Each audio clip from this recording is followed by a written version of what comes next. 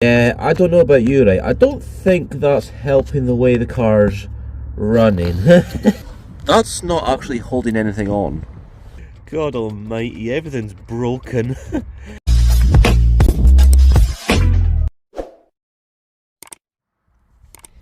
Right guys, welcome back to another video on the Skoda Fabia VRS. Now, the plan of this video is we're going to get a list of absolutely everything that is wrong with this car, so you know what to expect in the future. Now, I do know some things that are wrong with the car, which I'll explain in a bit, but then again, there might be some things we'll find that we know nothing about.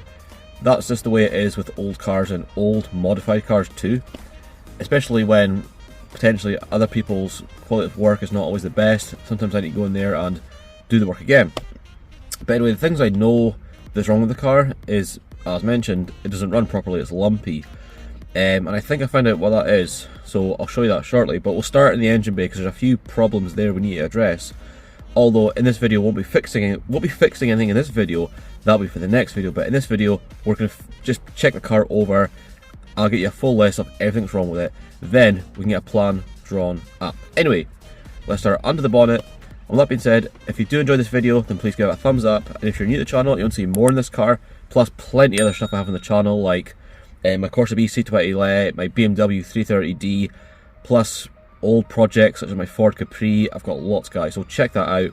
With that being said, let's get stuck in today's video. So here we are. Now, there actually was one problem that I replaced yesterday, or fixed yesterday should I say, and it was this pipe here. The original pipe was cracked and split and had a massive air leak, so I fixed that. Not the best pipe, but they'll do for now. But that's not the only problem I found. This intake pipe, I was thinking, why is there so much movement down the other end? Well, let me show you what I found.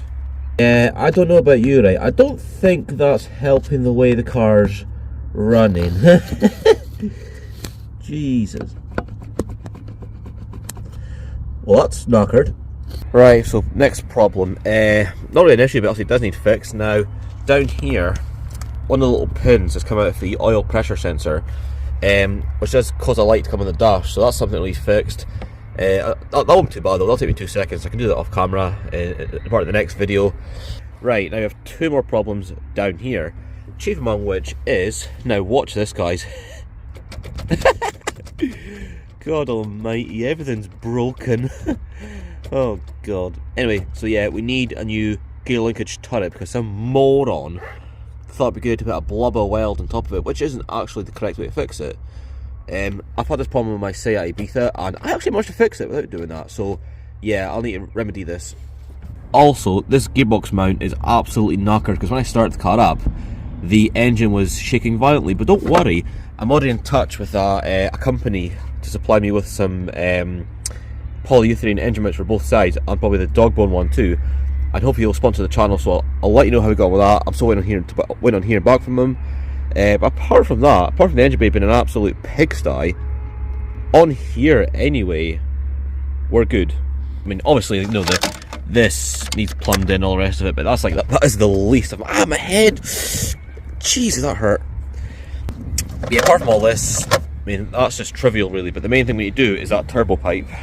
Right, so the next thing I need to do now is jack up the car, because not only do we need to check the front end too, like the suspension components and all the rest of it, I need to jack the car up to get that little the little joiner off, because I think B&Q do plumbing parts in there, basically the identical part.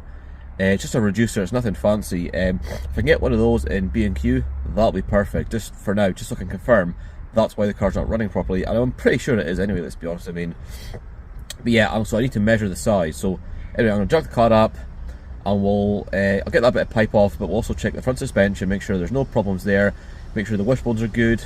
So yeah, let's get her jacked up. I know it's not a problem, but I just want to say it since I'm sitting in the car. I'm going to replace all these vents, because I mean, that's all broken, that's just tacky and distasteful.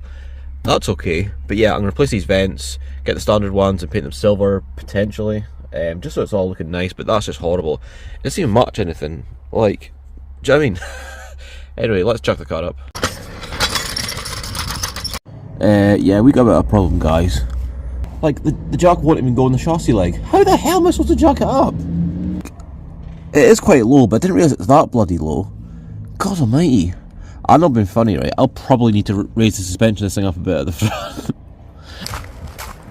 Right, so I'm going to have to use my other little jack to try and like put it on the sill. Just be careful though, obviously, just to get enough room to get the other jack on. But I'm not being funny, there's no way in God's earth I'm going to be able to daily drive the thing around here with the speed bumps like that. It makes me wonder what the conditions like underneath. Yeah, so yeah, I'm gonna have to raise the suspension at the front, or get standard suspension, but Lawrence brings it up because that's ridiculous. Like, that's too. Which, to be honest, is a real shame because it actually sits really bloody nice. Oh, yeah, I think it's time that I get a new jaco. Also, I will say it's got some really tasty coilovers on it. Not sure what brand they are, but this has got at least I think they're short drop links. Anyway, let's get underneath.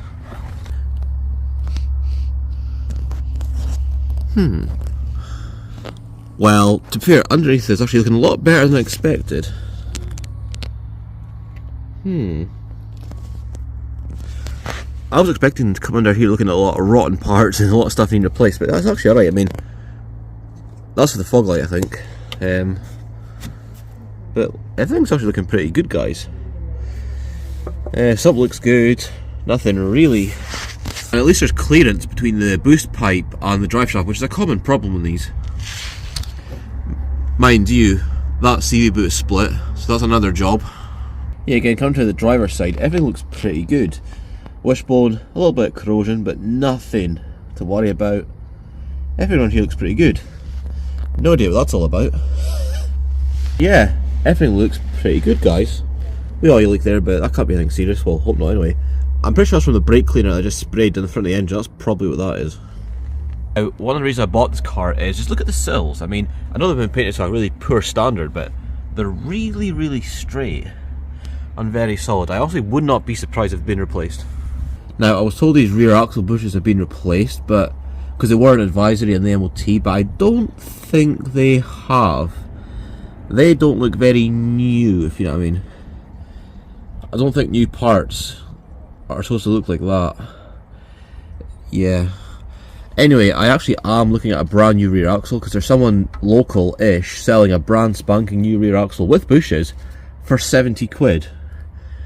So yeah, that'll be fun. And at the same, it's got all the kind of coilovers in the back. Well, Lawrence brings in gas shocks. Well, I think they're gas shocks anyway. But yeah, everything looks pretty healthy and clean. Nothing that I'd be concerned about anyway. It's in better nick than my Ibiza anyway. I could have sworn Ryan said it's got a Miltech exhaust on it. I don't think Miltech do mid-steel exhausts.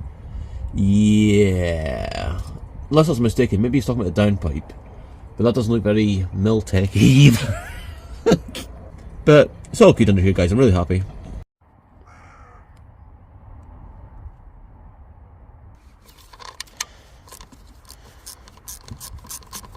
Before I take that intake off, I just want to just give you guys an idea of what I'm going to be doing in the engine bay. Now, if you've got an idea, go see my old Seat Ibiza videos. I would like to do stuff like the N75 valve mod, going to change all these pipes to braided, going to get that carbon fibre enclosed airbox that goes there too. They worked very well. That did work very well on my Seat Ibiza PD130 that I had. This panel here, bit of rust on it, nothing major. I'm going to probably respray that, because why not, and just replace various bolts just to try and tidy up the engine bay a bit, you know what I mean, all this kind of stuff. It's not expensive, and it'll make a big difference, and just put new silicone vacuum lines on, all that kind of good stuff. Anyway, let's flip this off and see how bad this coupler joint bitty is. Oh. What the hell? What the hell is going on here? Oh.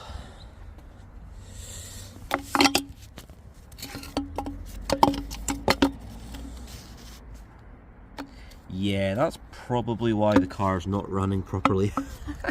I don't mean to alarm anyone, but I just pulled this plug off to obviously, well, to remove this because I need to measure up clips and get this in clean before it goes back on. And I'm pretty sure one of the pins has just left the chat. Not too sure. Hopefully not. I heard it fall down there. Which I thought, oh, I've seen something small and red falling off and it fell down there. So if we put this car back together again and it still runs crap, we know why. Right, so I quickly flipped off the bumper just to inspect stuff. I don't know where this will be in the video because it's a little bit back to front. I've actually filmed this clip after I've done everything else, but never mind. At least the intercooler seems to be installed properly, apart from like, obviously, well, the fog lights, can't really use them because I think they don't really fit properly with the, what do you call it? Actually, hold on. What the hell is that? That's not actually holding anything on. Like, what the hell? Yeah, that clamp's not holding anything on. God. Oh well. At least this fits okay. And yeah, everything else seems fine. Apart from that, that's a bit of a boost leak. Right, so all these things are about 83 mil, so I need to get like what? 1, 2, 3, 4, 5 to be on the safe side. New ones of those, like basically like these ones here, because these are, I get these from my local trader, and these are solid, very good quality clips, and I always swear by these. Whereas the old ones, like I hate, what are they? Like these things here, I hate them. So yeah, anyway, I'm going to nip out, grab some stuff, and I'll be back on camera in a minute.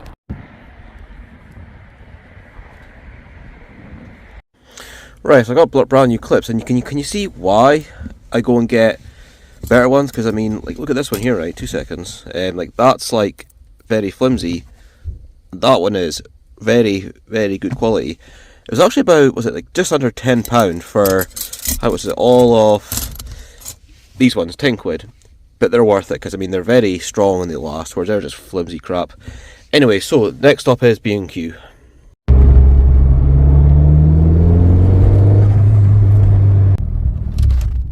Right, that's me just back home. So now let's go over everything we found and what problems we've got and what we can do to rectify them. So where do I start? Yeah, so we got that little rubber joiner between the turbo. I am 99.95% sure, whatever, that's why the car's not like taking the throttle properly, because the air is escaping out of there and the MAF sensor's not getting a correct reading to just feeling and all the rest of it. So that's one problem. We've got the gear linkage kind of turret, the selector turret, sorry, on top of the gearbox. That's completely shot too. I did wonder why the gears were a bit sloppy when I first got in the car. So yeah, I've actually got that part on the way, a replacement part. So there's that problem too. Oh yeah, and we got the fuel pressure sensor wiring issue, the pin that's come out. That's not much of a problem either, but yeah, we got that too. Oh yeah, it's too low as well. Because obviously, if I'm using that car every day, especially where I do like drive out Inverness and things like that, there is a lot of really bad speed bumps. So yeah, that's just a no-go, and that needs to be raised up a bit. I don't want to do it because the car sits actually quite nice as it is. But it's not only that, I can't even get the bloody jack underneath it, and that's just ridiculous. I'm sorry, that's just not on it. Also, I know it's not a problem, but yeah, the car needs a good clean. My plan is to just strip the interior out completely, like front seats out, all the rest of it, and fully wet vac the whole floor carpet. I mean, properly. That will be a good video. That should come up amazing. Can't wait for that video. I know that there's a couple other issues I've noticed, just like wiring hanging about and various other stuff like that. But that's not too bad. We can do that as well in the next video. Also, yeah, again, we know it's not an issue, but you know, the air vents and all this kind of cosmetic stuff, that's not a problem, but that's stuff that I'm going to replace too. But I mean, honestly, apart from that, like off the top of my head right now, we may have found other things in the video, but I can't remember, to be honest. But let's be honest, right? I'm very surprised how little work this car needs. I mean, if you remember my stay at Ibiza, please go check it out. I got the car for completely free and it needed a ton of work. That car did so well on the channel. Please guys, check that out. You will not be disappointed. That car was a riot. But yeah, so this project should be pretty plain sailing, unfortunately. But as you all know, as is the way with things on this channel, nothing goes to plan. Actually, also, rear axle bushes, we need to do them too. I am getting a brand new rear axle for it, as I probably mentioned in the video. So yeah, that'll be a big job. Can't say I'm looking forward to that, but I do need to get stuck in at some point because everything else has been plain sailing. So yeah, guys, so that does it for this video. As I said, if you are looking forward to this series, then please smash that thumbs up button. Drop a wee comment below if there's anything you want to say, or you know, anything at all, any suggestions. That'd be brilliant. And if you're new and you want to see more stuff and all the rest of it, hit that notification bell and I'll see subscribe, and I'll see you guys in the next video.